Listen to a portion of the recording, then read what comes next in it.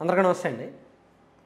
తెలంగాణలో జరిగిన phone tapping వ్యవహారం ఇప్పుడు దేశం మొత్తం మీద సంచలనంగా మారింది.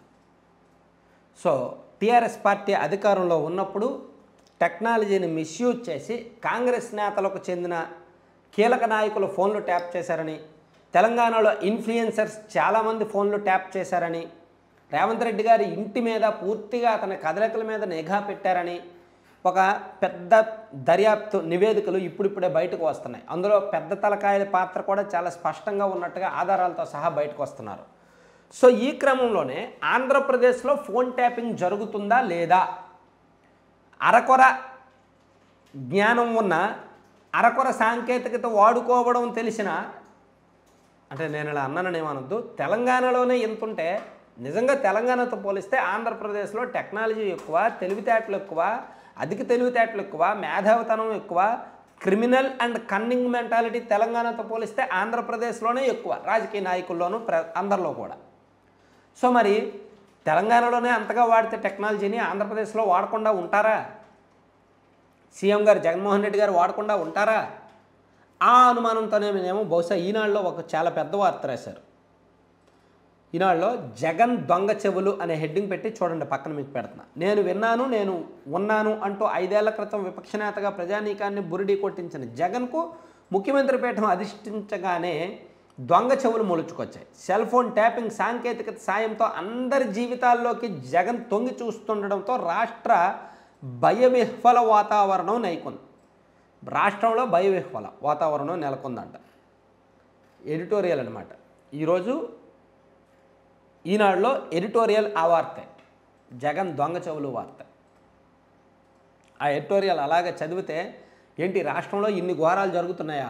ఈ రాష్ట్రంలో వ్యక్తిగత స్వేచ్ఛ అనేది లేదా? మీరు నేను అందరం కూడా ఫోన్ ట్యాపింగ్కి గురవుతున్నామా? మనం ఏం మాట్లాడుతున్నామో అంతా కూడా జగన్మోహన్ రెడ్డి గారు వింటున్నారా అనే అనుమానం కలుగుతుంది. అంటే జగన్మోహన్ రెడ్డి గారు ఎలా చేస్తున్నారో చూడండి, మీ కన్వర్జేషన్ అంతా కూడా వింటున్నారు, మొత్తం మీ ఫోన్లు కూడా ట్యాప్ అవుతున్నాయి, రాష్ట్రంలో ఉన్న అందరి ఫోన్లు ట్యాప్ అవుతున్నాయి అనే అర్థం వచ్చేలా రాశారు ఈనాళ్ళు. అదొకసారి చదివితే, జీవనయానం సాఫీగా సాగాలంటే పౌరులందరికీ సెల్ ఫోన్ నిత్యావసరంగా మారిపోయిన రోజులు ఇవి. ఏ వ్యక్తి అంటే ఇదంతా నేను పక్కన పెడితే, సెల్ ఫోన్ సమాచారం ప్రతి పౌరుడు గోప్యత హక్కుకు ప్రాణాధారం, పౌరుల జీవన భద్రత వ్యక్తిగత స్వేచ్ఛకు ఆలంబనంగా నిలుస్తున్న, అంటే రాజ్యాంగంలో రకరకాల ఆర్టికల్స్ అన్నీ ఇస్తూ చివరికి 2020లో ఒకసారి ఆంధ్రప్రదేశ్ హైకోర్టు చాలా తీవ్రంగా ప్రభుత్వం మీద స్పందించింది. న్యాయమూర్తులు ఫోన్లే ట్యాప్ చేస్తున్నారంటే సాధారణ ప్రజల పరిస్థితి ఏంటనేది 2020లో ఒక సందర్భంలో రాష్ట్రంలో హైకోర్టులో న్యాయమూర్తి ప్రశ్నించారు. సో ఇప్పుడు రాష్ట్ర ప్రజల ఫోన్లు కూడా ట్యాప్కు గురవుతున్నాయి. రాష్ట్ర ప్రజలు, అధికారులు, ఎమ్మెల్యేలు, ఎంపీలు, పాత్రికేయులు, చివరకు న్యాయమూర్తుల్ని దేశద్రోహులుగా జమకట్టి జగన్ సర్కారు చేస్తున్న దొంగ చెవుల వీరంగం, అసలు సిసలు జాతి ద్రోహం. తమ ఫోన్లను ట్యాప్ చేస్తున్నారంటూ కొందరు వైకాపా ఎమ్మెల్యేలే బహిరంగంగా మొత్తుకోగా, నిజం తెలిసి తక్కిన వారు కుక్కిన పేనుల్లా పడి ఉండడానికి జగన్ ఏం చేస్తారనన్న భయమే కారణం. రాజకీయ ప్రత్యర్థులను నిర్దాక్షిణ్యంగా రూపుమాపే ఉత్తర కొరియా అధ్యక్షుడు కిమ్ జోంగ్ ఉన్ ఏలుబడికి నకలుగా రాష్ట్రంలో జగన్ పాలన అఘోరించింది. రాగద్వేషాలకు అతీతంగా పరిపాలిస్తానన్న పదవీ ప్రమాణాన్ని తొంగలో తొక్కి ప్రాథమిక హక్కుల్నే కర్కశంగా కాలరాస్తున్న నయా కాలకేయుడికి ఏ శిక్ష విధించాలి? ఈనాడు ఎడిటోరియల్ ఎంత స్ట్రాంగ్గా రాశారో చూడండి. ప్రభుత్వ అధికారుల్లో 90% వరకు ఫోన్ మాట్లాడాలంటే భయపడుతున్నారంట. అలాగే వైసీపీ ప్రజాప్రతినిధులే ఫోన్లో మాట్లాడడానికి భయపడుతున్నారంట. నా ఫోన్లో ట్యాప్ అవుతుంది, మీరు మాట్లాడాలంటే డైరెక్ట్ వచ్చేయండి అంటున్నారంట.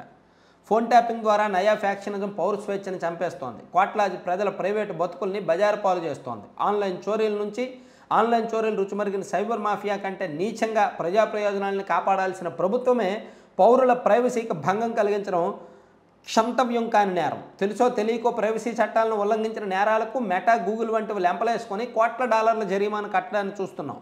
పౌరులకు సంబంధించిన డేటా ఉల్లంఘనల విషయంలో తప్పు చేస్తే ప్రభుత్వాలు కూడా ముద్దాయిలుగా నిలబడాల్సి ఉంటుందనేది కేంద్రం చెప్తోంది. సో ఈరోజు ఎడిటోరియల్లో ఇది వచ్చింది, చాలా స్ట్రాంగ్ వర్డ్స్తో వచ్చింది, జగన్ దొంగ చెవులు అనే పేరుతో. అంటే దీని అర్థం చాలా సింపుల్. మన ప్రైవేట్ లైఫ్లోకి, మన ప్రైవసీలోకి, మన వ్యక్తిగత వ్యవహారాల్లోకి జగన్ ప్రభుత్వం, వైసీపీ ప్రభుత్వం తొంగి తూచుతోంది. మనం ఏం మాట్లాడుతున్నామో మనం ఏం చాట్ చేస్తున్నామో మొత్తం వైసీపీకి తెలుసు అనే అర్థం వచ్చేలాగా ఈనాడులో రాశారు. సో ఇది నిజమా కాదా అనేది ఎవరికి వాళ్ళు ఆలోచించుకోవాలి. ఇది నిజం అని నిర్ధారించాలంటే ప్రభుత్వం మారాలి. కొత్త ప్రభుత్వం వచ్చిన తర్వాత పాతయన్నీ తవ్వితే తవ్వకాల్లో ఏమైనా బయటపడితే బయటపడతాయి. లేకపోతే ఇదే ప్రభుత్వం వచ్చిందనుకో మళ్ళీ నిజమేంటనేది తెలియదు.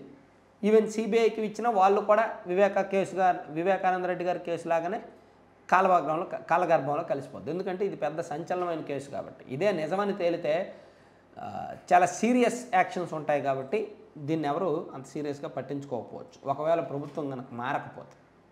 Thank you.